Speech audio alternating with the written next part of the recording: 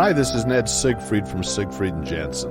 As proud sponsors of BeliefCast, we hope you are inspired by Todd's weekly podcasts, which contain so many courageous stories of recovery and personal growth. Remember, it's not what happened in the past that matters, it's what happens in the future. We invite you all to work hard and be optimistic about your future. Enjoy today's podcast. Welcome back, everybody. This is Todd Sylvester. Thanks for tuning in once again. This is the Todd Inspires BeliefCast, and I'm excited. I love this. I love meeting with people and to be able to sit down with them and have them share their stories. You know, the vulnerability is just inspiring to me. And but I want to thank you guys for tuning in and always sharing. I just received a text from someone who's listening to this and how it's changed his life, and it just really makes this all worth it because it's not about me. It's about you and everyone who's listening and my guests. So thank you so much. I need to give a shout out to our sponsors, Thread Wallets, Siegfried and Jensen, Wasatch Recovery, Living Recovery Interventions, and my good friend Drew Peterson, and then Mountain West Spine and Orthopedics. And then we've got a few silent sponsors, and I want to thank you. You know who you are. I love you guys. And I do want to say the music that you heard at the beginning of this and the music you're going to hear at the end is by my good friend Paul Cardall. He is an amazing pianist. As you guys know, he's famous all over the world, and I'm just grateful that he's a part of this with us as well. So anyway, thank you.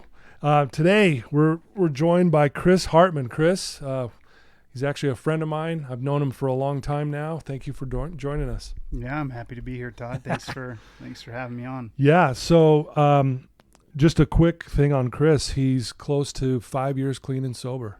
Congratulations. Thanks, man. That's amazing. We were just talking before we went live is that I saw Chris at his lowest point. He was broken, or at least he believed he was, but he really wasn't. He just didn't know it yet. Mm-hmm. But he was in rough shape and going through some difficult things, and it's so great to see. I mean, you look amazing, dude. Thanks, you really do. You look so good. Little background on Chris. He's married to his amazing wife, Emily, and they reside in Kaysville, Utah. He's a full-time truck driver with a little side business hustle on the side, I guess. He was born and raised here in Utah, right? Is that accurate? You have a wonderful family. You served a mission in Peru, and then shortly after you returned from your mission, you went through a battle with addiction, which we're going to get into in a minute. I know you love connecting with others, and you want to help others who are struggling, especially with addiction, and that's why you're here, ultimately, is to share what you've been through, kind of how you made it through it, and all these great things you're doing now. So I'm just excited for our listeners to hear you. So why don't we start off, Chris? Tell us where you grew up and a little bit about your family and your childhood. Sure. Yeah. So born and raised here in Utah. We lived in West Jordan at the time when I was born. So and we lived there till I was about 10. I mean, I have a wonderful family, the best parents anyone could ask for. I'm the second oldest. I have an older sister, a younger sister, and a younger brother. So there's 4 of us. Oh, okay. Yeah, and we were always really close growing up. Just a great family environment. Yeah. Right. So when I was 10, we moved to Bountiful. My dad built a house in West Bountiful, and that's kind of what I call home. Call home. You know, yeah. I went to Bountiful High. And I had a pretty good childhood. It was great. I had great friends in high school. I loved high school.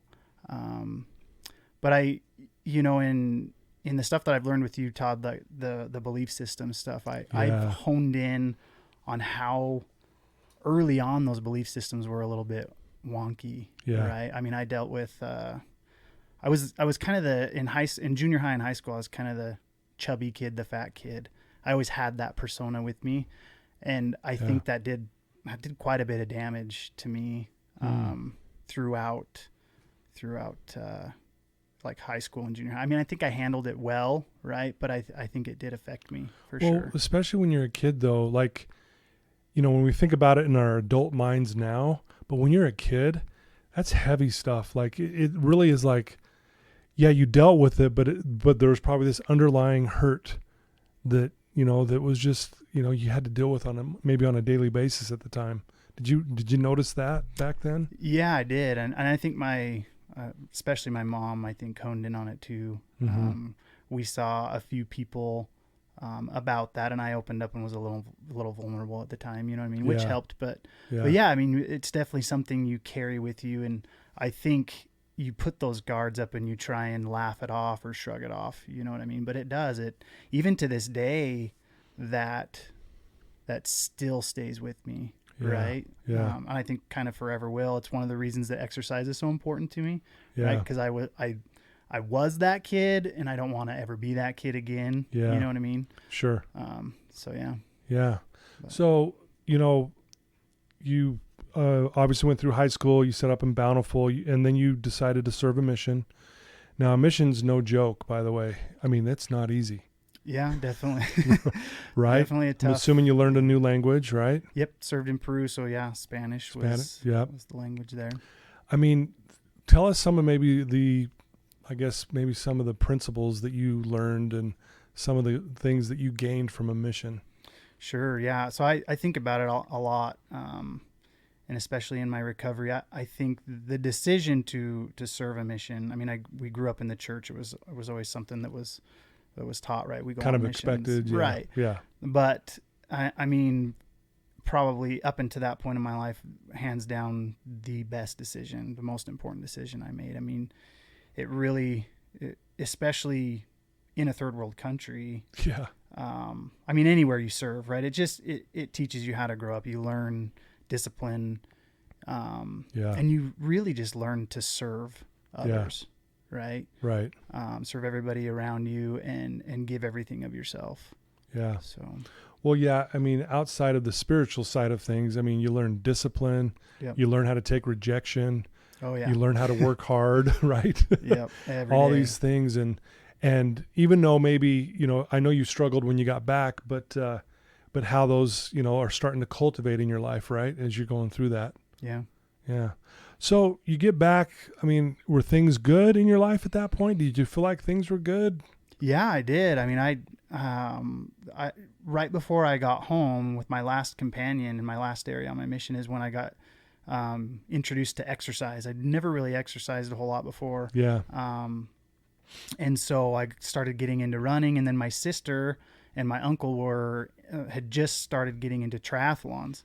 And so they were a big push for me to kind of get into that, you know what I mean? So I think mentally, I was in a good space. I started working at CarMax selling cars, and I loved that job. Great environment, great people. So yeah, things were really, I think were really great. Right. And I don't necessarily want to blame any situation for the decisions that I made, right? Yeah. But I think I had a couple rocky relationships shortly after my mission, and which kind of just, I don't know that I ever really questioned my belief in God and Jesus Christ and the church, right? But it just made me think, why am I working so hard to feel like I'm not gaining anything, which is just a horrible way to think about it, right? But that was kind of my mindset at the time. Yeah. And I think that was kind of as my path started going a different way, I kind of can track it back to that, if that makes any sense. Absolutely. So tell us about that path you started going down, and tell us, you went through 6 years, through, battling addiction. Tell us about that journey. Yeah. So before alcohol was definitely my vice, right? That was the one thing that latched on to me. But before that, I was introduced to marijuana with some kids that I was living with from California. And it's ironic. It's funny. I tell this all the time, but I was sitting in my room reading my scriptures when they knocked on the door and were like, "Hey, do you want to, partake of this a little bit?" And I had always been curious. I didn't even know what we'd looked like or smelt like or anything, but I was just like, that was in that moment. I kind of caved and I said, "Sure, why not? Let me try it." And the first time I'm not going to lie, I enjoyed it a little bit. You know what I mean?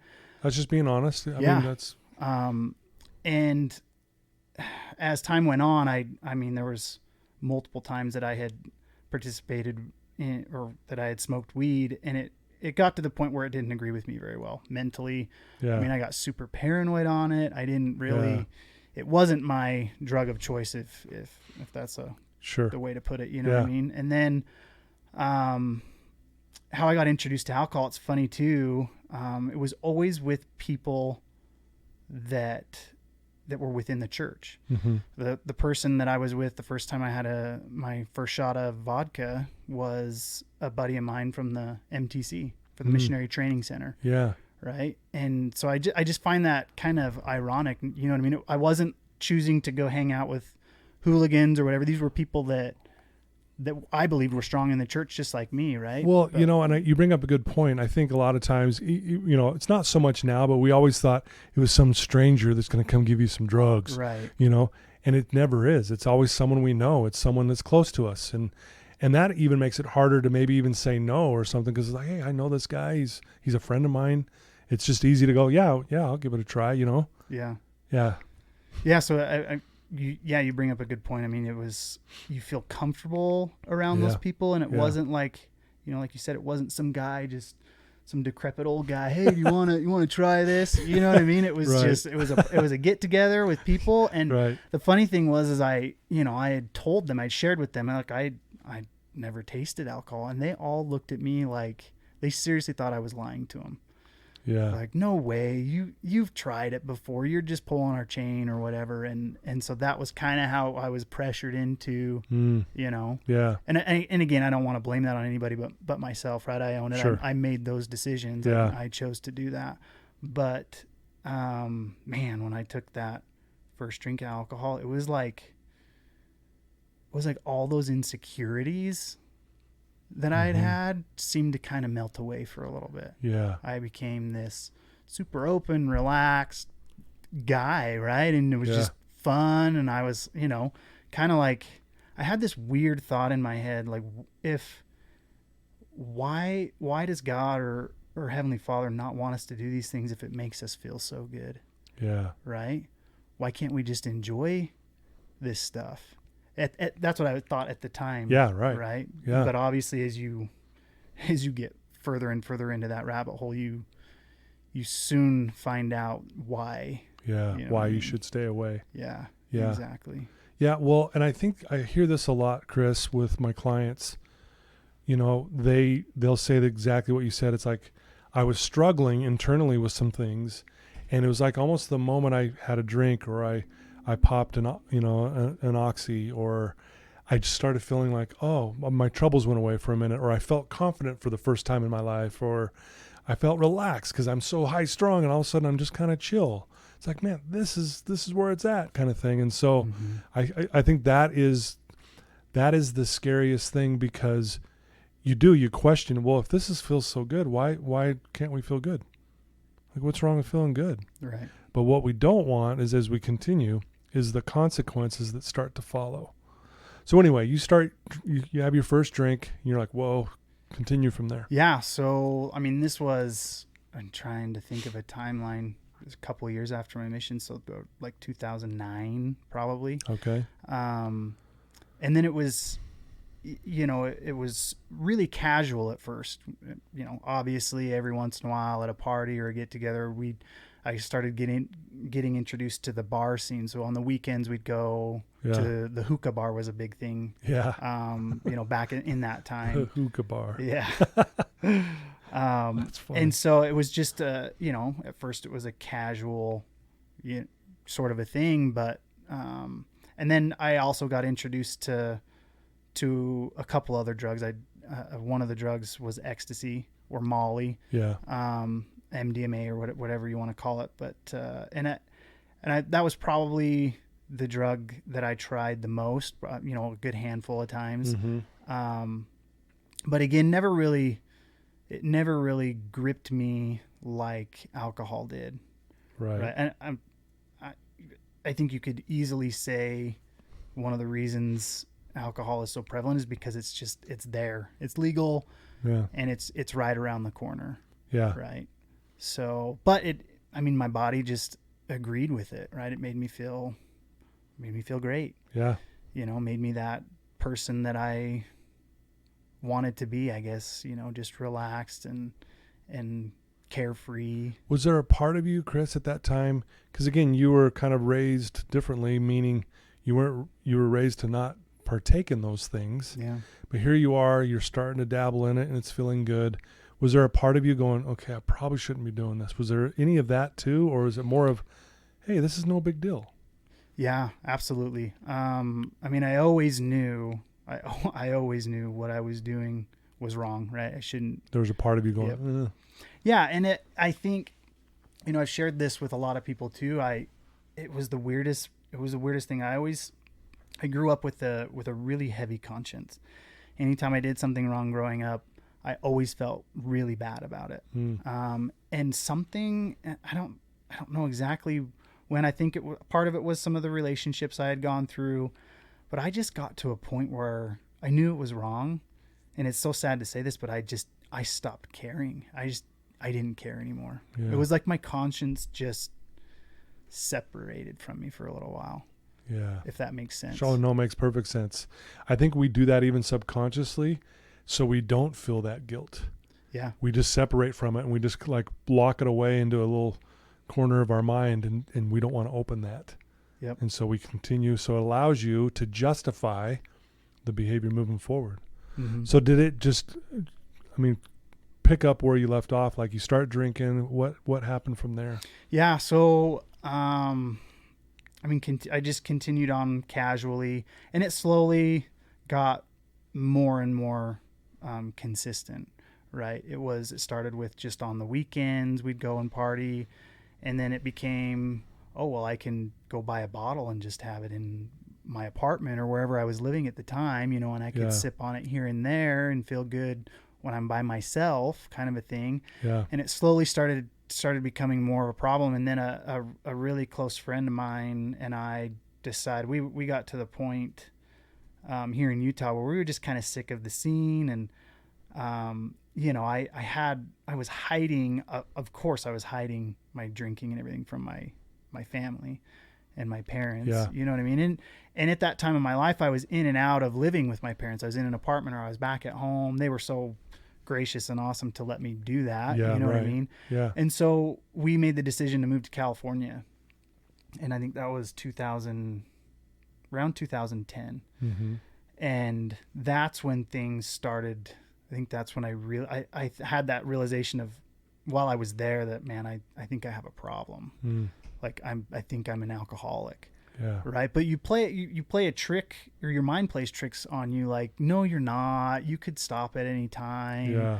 You know what I mean? And that's such a Totally. dangerous place to be. Yeah. You know what I mean? And so being away from people I felt I needed to hide it from, and being completely separated from that, it was like, and California, everybody was smoking weed. Everybody was drinking and partying. Yeah. The church is big there, right? But it's not as prevalent as it is here in the, and I call it the bubble, right? Yeah, definitely the bubble.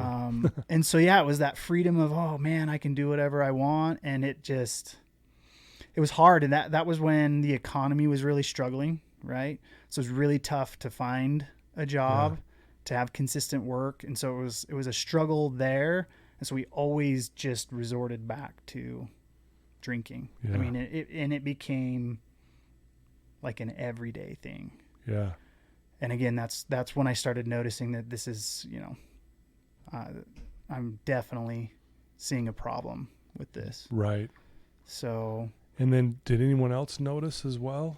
Were people going, hey, what's up with you? Or did family recognize it? Did people like go, what's up? What's wrong with you, Chris? Yeah. You could tell, I could tell in conversations with my parents, you know what I mean? And my siblings. I was really close with my older sister. And I think in conversations with her, and I'm trying to remember exactly when I shared my struggles with, I'm pretty sure I told my siblings before my parents. And I think, as much as I tell myself I hid it from my parents, my mom, I think, had an idea of what was going on. You know what I mean? Yeah. She knew me very well, Something obviously. was off. Yeah. Yeah. And it was funny. They came out, my parents came out to visit California. We went to San Francisco, and, I hesitate to share this. I guess it's fine, but when we were living in California, we actually, one of us got a medical marijuana card when we were growing marijuana in our apartment. Yeah. Right. And so my mom, of course, she's she's coming out to visit me. She wants to see our apartment. And it was like at all costs, we had to keep them away from, from and I was horrible at it. It was like the last day they were staying in an apartment. We went to San Francisco and toured around, and then the last days they were heading home, like my mom's like, we're going to come and see your apartment. Cause my buddy Colby, they know Colby really well. We live our parents live across the street from each other. So, but anyway, so she's like, yeah, I want to see you and Colby, want to see your place. And like, I ignored her phone call. She called me like 7 times in a row. And I just like, I don't know what to do. I don't know how to tell her she can't come over here. Yeah. And so I just ignored her phone call and called her back like 2 hours later as I knew that they were on the road. You're like, sorry, I missed you. Yeah. It just, and at that point I was like, there's no way she doesn't know. She's like, yeah, something's up. Yep. Wow. So man, you got to a point where you're growing drugs and yeah. so things are getting out of control. Yeah, big time. And I mean, it just, when you start down that path, it's so much easier to take another step and another step and another step. I mean, we were doing really stupid things as far as how we were trying to make a profit off of the marijuana and stuff like that. You know what I mean? I tell myself this all the time. I'm so lucky. Somebody was watching out for me, because I could easily have ended up in jail, or, I mean, I can't tell you how many times, and this is super shameful to say, but it became a kind of a joke that Chris was the DDD, the designated drunk driver, because I was the one that could, drive the best if I was tipsy or had a drink or two. And how stupid is that, right? Yeah. I could easily probably have a handful of DUIs, which just makes me sick to my stomach to think about. But for sure. Yeah. And so like it just kept getting worse and worse and worse. And then I lived there for about a year, moved back home. And I think at that time I had shared with, because I moved back to my parents' house, and I did share with my mom and dad. And I think they obviously knew, right? But I told them, I've been struggling with this and I've been struggling with that. And my mom took it really, really, really hard. My dad was a bit more understanding, but with my dad, it was always that disappointment. My dad never, ever laid a hand on me growing up, but his discipline was just the look in his eyes and the disappointment. And that always stung deeper than getting whooped or getting beat, right? It was just disappointing my father was like the worst thing on the planet. Yeah. So, I mean, that was, when I got home, it was just dealing with knowing that my family knew I was struggling, just made it even more prevalent, right? All I wanted to do was get away from these horrible feelings. The only thing I knew how to get rid of that was drink. So what you're saying is you felt shame. Big time. And I want to make it clear to our listeners, there's a difference between guilt and shame. Guilt is I did something bad or wrong. Shame is I'm bad. Right. Right. And guilt is good in the sense that it reminds us, hey, don't do that again. But if we hold on to guilt too long, it turns into shame. And then obviously, like you said, you didn't want to feel those feelings of you're a bad person, because that doesn't feel good. Mm-hmm. But you know what will make you feel good, right? Keeps you in that cycle. Yep. So you tell them and things get even worse. Yeah, they did. I mean, it was just too hard for me to cope with. Yeah. And my coping mechanism now was alcohol, right? Yeah. And so I was, I brought it into my parents' house, which I still feel bad about. And they caught me a few times, and just, it was bad. And then again, it was that in and out of my parents' house, living with them for some time, and then living with friends or in an apartment or whatever the case may be. And I was going through job after job after job, and just, alcohol was affecting everything that I was doing. Yeah. Right. And so it was a good, 4 or 5 years of that struggle. And then I became really close with my little brother, who was kind of, he didn't serve a mission. And we started connecting. I was never close with my little brother. He was the baby, and he was always that little nuisance, right, in my life. But then we had this like aha moment of connection where I was like vulnerable with him, and he was vulnerable with me, and it was like we became best friends for a little while. Yeah. And I still consider him one of my best friends. But and so I lived with him off and on for a couple years, and just progressively got worse and worse. I mean, I was drinking, a handle of vodka in a day sometimes. Jeez. I mean, to explain what a handle is, that's a half gallon, right? Yep, half gallon. Just so people, half gallon of vodka a day. Yeah. That is ridiculous. Yeah, and it was, exercise was such a big part of my life before I started going down, and even when I first started going down this path, right? I had done my first half Ironman in 2009, and I was doing local triathlons, you know what I mean? Yeah, sure. But it gets to the point, I was drinking so much alcohol. I was probably consuming more alcohol than water and food, to be honest with you. It was, and it just started completely destroying my body. And it was, an up and down battle for a couple of years with that. I could tell. I'd look at myself in the mirror, and it was that, oh my gosh, I'm that out of shape kid again. And those feelings came back, and those belief systems set back in, you know what I mean? It was, I was just in bad shape. Yeah. And then, things were kind of on a little bit of an uphill as far as like I landed a good job that I was comfortable with. I was doing hardwood floors and tile, and I felt like, hey, at least I'm going to have a trade under my belt kind of a thing. Mm-hmm. And that's when I met my wife. And it's funny, I was stark drunk the night that we met, right? And which is so funny. I mean, it was at a party. I was living with my brother at the time. And she had just randomly shown up with another friend of a friend. Yeah. And we met and started talking. And the funny thing was our first big connection is we started talking about church. She had grown up in the church just like me, and but wasn't super active at the time. Yeah. But we started talking about how if we ever got married or found ourselves married, we would, I want to find somebody that shares those values, and so that's kind of how we made our first connection. Gotcha. Right. Yeah. And so, we dated and, dated for about a year, and then we got married, but was still, she knew that I was struggling. Yeah. Right. Yeah. I don't think she knew really how bad it was, especially the internal struggle, but she knew that alcohol was an issue with me, and I liked to drink. She was there weekend after weekend taking care of my sorry butt when I had drank too much. She could tell you story after story of, I know she has actually. Yep. Yeah. My life. No. Yeah.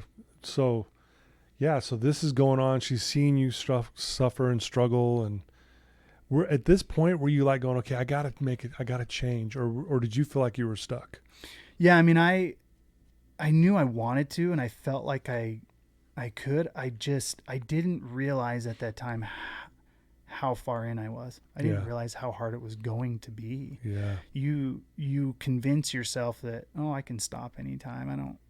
I don't have a problem. It's going to be easy. It's a great way to avoid doing the work, right? I can stop anytime, which keeps you from actually doing it. Exactly. Yeah. And so we had that desire. We got married civilly.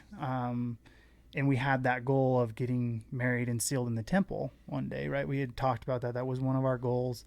Yeah. I had made the promise to her parents too that, I was going to stop drinking. That was their big concern when I had asked her dad's permission, right? He said, look, we love you, but our big concern, our only concern is the alcohol. Yeah. Right. And, of course I said, oh yeah, Emily and I have talked, and I definitely want to. We have this goal, and I was in no way was I wanting to change at that time at all. Yeah. Right. But Emily, I could tell she was ready for me to make that decision, start changing things, start changing who I hung out with. we lived in this small little apartment in Kaysville and just barely getting by. I mean, wasn't making a whole lot of money. And so she wanted to see me start to change it. And that's when it got the worst as far as drinking. Because what happened is I felt like I had to hide it from her, how much I was drinking. She knew I was, but she didn't know how much I was. And I hid it from her for a long time. And I was getting to the point, I was in and out of the hospital because I was so sick. I mean, at the worst, I think I was down to like 130 pounds. I mean, it was just destroying my body. And at one point, one of the bouts in the hospital, they told me I had what's called hepatitis of the liver, which is like a stage before cirrhosis. Jeez. And so it was That's like, scary. Yeah, that was kind of the first big sit down of, dude, if you don't stop, this is going to kill you, kind of a thing. Yeah. You know what I mean? Dang. And so that's when I started to at least try. I did the AA thing for a little while, and it was up and down and relapse after relapse. And I think the furthest I got was like 90 days. Yeah. And I felt like I was doing really well. But still, I mean, gosh, what a struggle it is at that time. You know what I mean? Yeah, totally. It's just so tough. And so after that 90 days, I had a really bad relapse, and of course was hiding it from everybody. Yeah. Right. Yep. Continuing telling everybody, oh yeah, I'm 90 plus days sober, when in reality I wasn't. Right. Yeah. And when I got sick enough again to where I thought in my head, I can't hide it anymore, I'm sick. And after I had heard that from the doctors, like, if you don't stop, you're going to die. Yeah. The thought was going through my head, like, okay, I've pushed myself to that point. I'm probably going to die. There, yeah. Yeah. And man, that's so scary. Yeah. I checked myself into the hospital, and that's how my wife found out that I was, I had Still relapsed drinking. again, and still drinking relapsed a big time. Yeah. Right. And she was, at this point, she was close to leaving me. Right. She told me that. And I don't think I've ever been as sick in that moment, as far as knowing that, and physically too. That relapse was so bad. And so luckily I have a super amazing wife, and she was very patient and loving. And, she of course was like, okay, well, we're going to work through this. Yeah. And at the time she was involved in a play in Kaysville, local Kaysville play. And so, she had gone that night to go to play practice, and I was left at home, and I could see it in my skin color. I was in rough shape. Probably the worst withdrawals I think I'd ever experienced. Yeah. And I learned too that withdrawing from alcohol is super dangerous. Very dangerous. It can kill you. Oh yeah. If you don't do your it risk properly. for stroke goes up like 60%. Yeah. It's scary. Yeah. Yeah, and so that night while she was gone, I just remember having the biggest panic attack of my life. I literally thought people were out to get me. I remember walking through the apartment, opening and shutting windows, locking everything. And it was kind of weird. And then I had this weird out of body experience. And the next thing I know, I'm sitting in the bathtub and I'm slicing my arms open. Really? Yeah. Wow.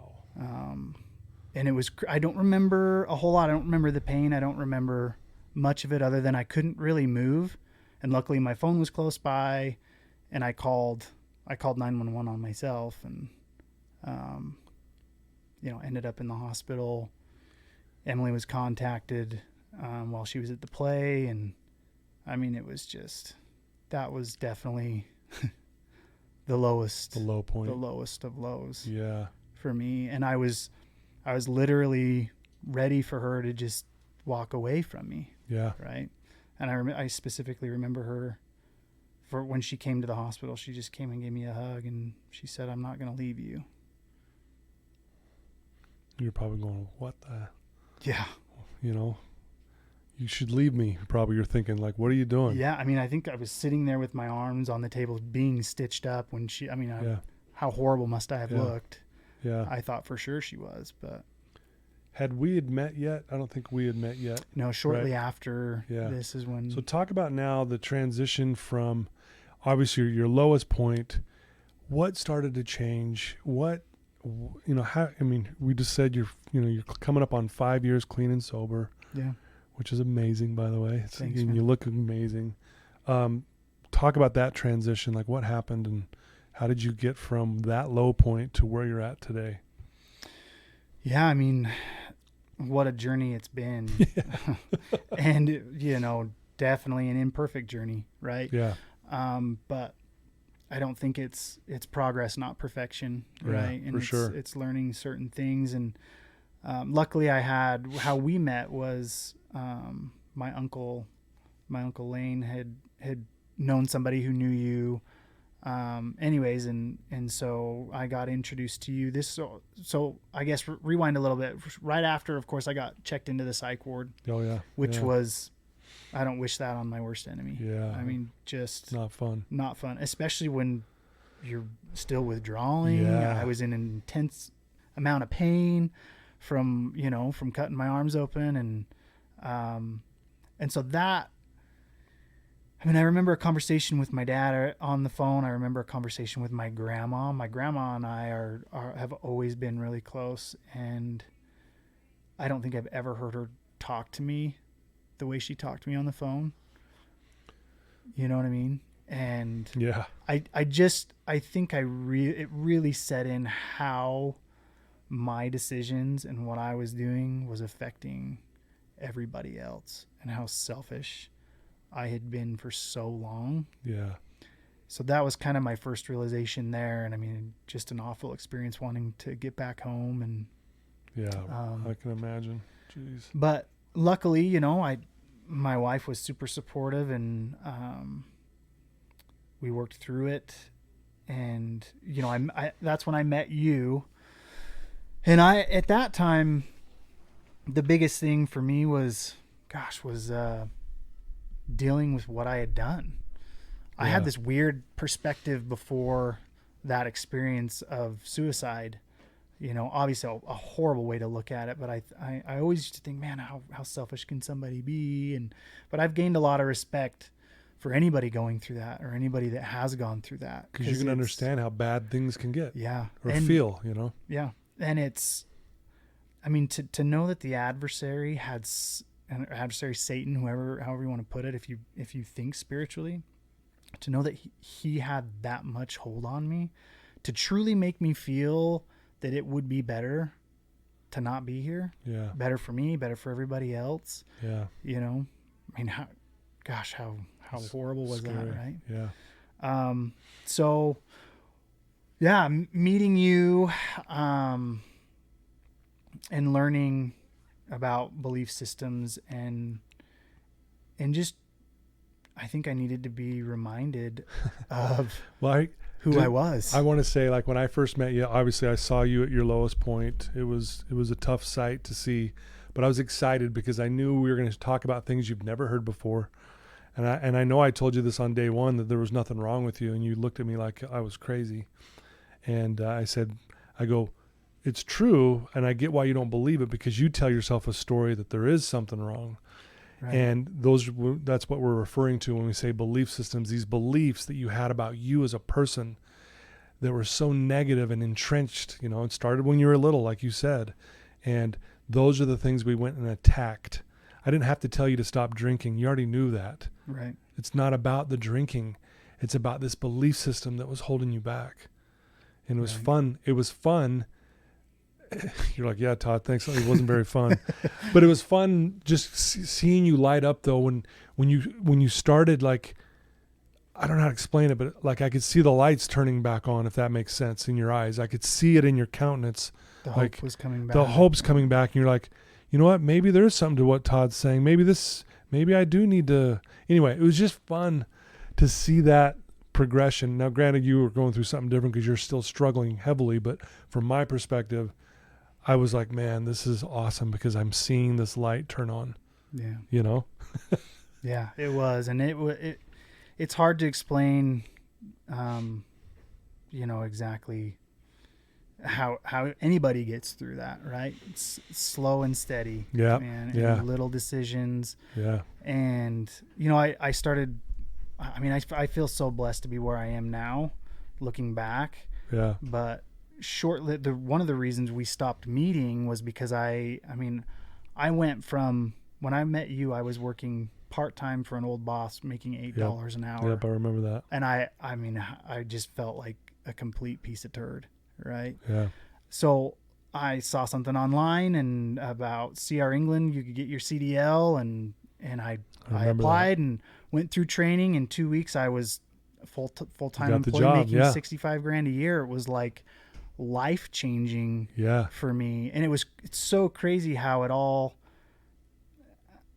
panned out. I got on a route that started Monday morning before the liquor store opened, and I was gone all week, and got back Saturday morning before the liquor store opened. And I made a plan, of course, with my wife, right? Sure. Got home and was with her the entire weekend. Yeah. Accountability, right? She held me accountable. We made certain steps. Even to this day, we have the little tracker on our phone. She knows where I'm at all times. I know where she's at. It's just that accountability stuff. And you have to hold yourself accountable, but it really helped having her to know she was holding me accountable as well. Wow. So. Well, yeah, and I remember that when you got that job, and I remember we talked about even some of the concerns, like, man, am I ready for this? Should I do this? And ultimately, obviously, hindsight's 2020. It was great for you. Yeah. And I really respected that. And again, I knew that you needed to have something to help support your family and all that stuff. And so, I don't know. It was great to see, like I said, the lights turning on. And you were a hard worker. The other thing I want to point out, and I want to give you props. Like, it wasn't me. I mean, I shared some things with you, but you did the work, and you were a hard worker. And you're one of those guys that when you put your mind to something, you do it. You really do. And I think I say this to all the time. Like, you can go to the worst counselor on the planet. You can go to the worst treatment center on the planet. If you want it, you'll get it because you're going to put in the work and but you did. And I want to give you some props there that you really worked your butt off. Yeah, I appreciate that. Yeah, it was fun to watch. It really was. And I've got to know your awesome wife through this process as well. And just to see where you're at today, I wish we had pictures of that timeline of you. Yeah. How you looked 5 years ago to where you look now. Yeah. Like it's amazing how bad someone can look. You looked horrible. Oh yeah, we joke about it all the time and laugh about it because we look at pictures, my wife and I, and we're like, yeah. And I was drinking, or I was drunk, or I was really, like, you can see it. You can just see it. You know what I mean? And a big part of my recovery was, I believe that one of the things you taught me is how cool is it that we can be perfect in never drinking again, right? That's something that we can be perfect in. We can never touch alcohol again. Yeah. But I believe that those addictive, whatever you want to call it, those addictive traits, they kind of stick with you. And I've learned I had to channel it somewhere else. Sure. Right? Exactly. I had to find something healthy to channel and exercise. I started getting back into exercising. In fact, I did. Last year, I competed in another half Ironman. I always wanted to do that again. Never thought I'd be able to physically where I was at, right? I never thought I'd be able to get there. But, it's even, when I started truck driving, I started over the road with CR England with a team driver. And I made it a point to take my weights with me. I made a pull-up bar in the truck, and it was like an everyday thing, right? And I had to do it. Yeah. Exercise has been key in my recovery. And it's a big thing in recovery. And I'm going to say this to anyone listening, exercise. And it's not that you have to go run a half Ironman or whatever. It's about getting up and moving. It's like it releases those endorphins. We have a dopamine release. It feels good. There's a reason why we should move, right? Yep. And anyone out there, you know, it really is. Like for me personally, I call it my morning meds. I go and work out in the morning. It's my medication.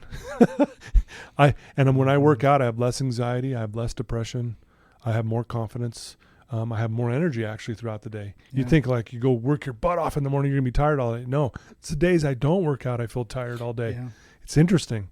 So anyway, I'm glad you point that out. I know you've learned a ton of lessons through all of this, and I know this is going to be a tough question to ask you because there's many lessons, but is there one lesson through this whole process that you learned that really stands out to you? It's a good question.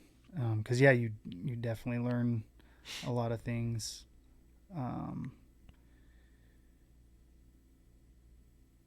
But it's, I guess I would say that it is possible. As much as you tell yourself it's not, it is, and it's making that decision that I'm going to change. Yeah. Power of a decision, right? Yep. And just as much as you might believe, or anybody struggling out there might believe that there is no other way out, and you can't do it, or nobody loves me, I promise you that somebody does care about you. Yeah. Just I love that. reach out, make the decision to reach out and get help. It is so, I want to say it's impossible to do it alone.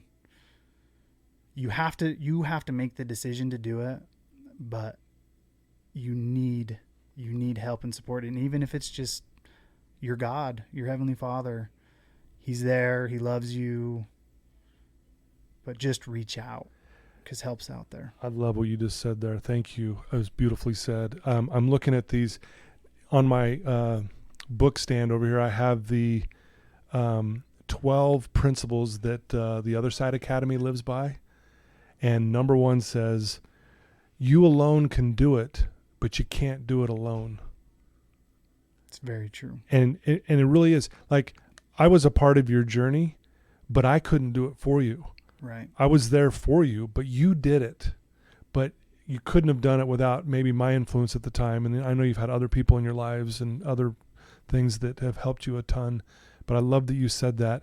And my next question would have been, what would you tell someone who's struggling right now, who's listening to your voice? And I think what you just said is, I mean, there's the answer, is to reach out and ask for some help. Is that fair? Yeah, and just know that you're worth it. Yeah. Because you definitely convince yourself that you're not. Yeah. But you are worth it, and you have so much good to do in the world, and so much more to look forward to. Yeah. I mean, if I could have just seen where I'm at now and how grateful I am and blessed I am, it would have been easy, but I didn't know that at the time, right? Yeah. But you have so much more life ahead of you. Doesn't matter how old you are, and life is so much better without drugs and alcohol. Yeah. So much better. Yeah. I think that's where people get tripped up too. I'm glad you said that. Is we somehow, I see this with my clients, they think they're going to miss out if they can't have a drink. Oh yeah. Or I won't be as social, or I can't have a glass of wine with my meal, or we think we're going to miss out, but the truth is we don't miss out on anything. Matter of fact, we're missing out if we do go down that road again. Yeah. So I love that you said that. Beautiful advice. Yeah. Well, I can't thank you enough for coming here today and sharing your story. I consider you a friend, and I'm proud of you. And I pinch myself that I get to be a part of, of these people's journeys that have overcome some horrific things. And I'm just very blessed to be a part of your journey. And I'm just grateful and honored to have you on the show today. Thanks, Todd. It was, I'm honored to be here. And if anybody listening, just one person listens and gets something out of it, that means the world to me. I love being vulnerable and sharing my story. Yeah. So beautiful. Well, thank you for taking some time, and it's great to see you again. Yeah. Congratulations on all your success, and keep doing what you're doing, man. I think it's awesome, and you're helping a lot of people, which is awesome as well. Appreciate it. Yeah. Well, there you go, folks. I told you this was going to be great. Chris Hardman, coming up on 5 years clean and sober. Wow, it's an amazing. And like I said, he was at the lowest of lows when I saw him, and I love his message that, hey, it's possible to change. It is possible. I know sometimes when you're in the thick of it, you don't think it is, but that's a lie. And Chris pointed that out very well to us today. So, an amazing story. I love you guys. If you have someone who's struggling, I say this all the time, share this episode with them. If you don't know how to talk to someone who's maybe struggling, say, hey, listen to Chris's episode here on the Belief Cast, because it will break the ice, and then you can follow up with them and ask them if you can, get him some help or what have you. But please do that. Please share this. Again, thank you to our sponsors. Again, the music is by Paul Cardall, great friend of mine, and all my sponsors. Thank you so much for making this possible, and for all of you for tuning in. It wouldn't be worth it without you guys. So I love you, Chris. You're amazing. Thank you, sir. You too, Todd. Love you, man. Appreciate you.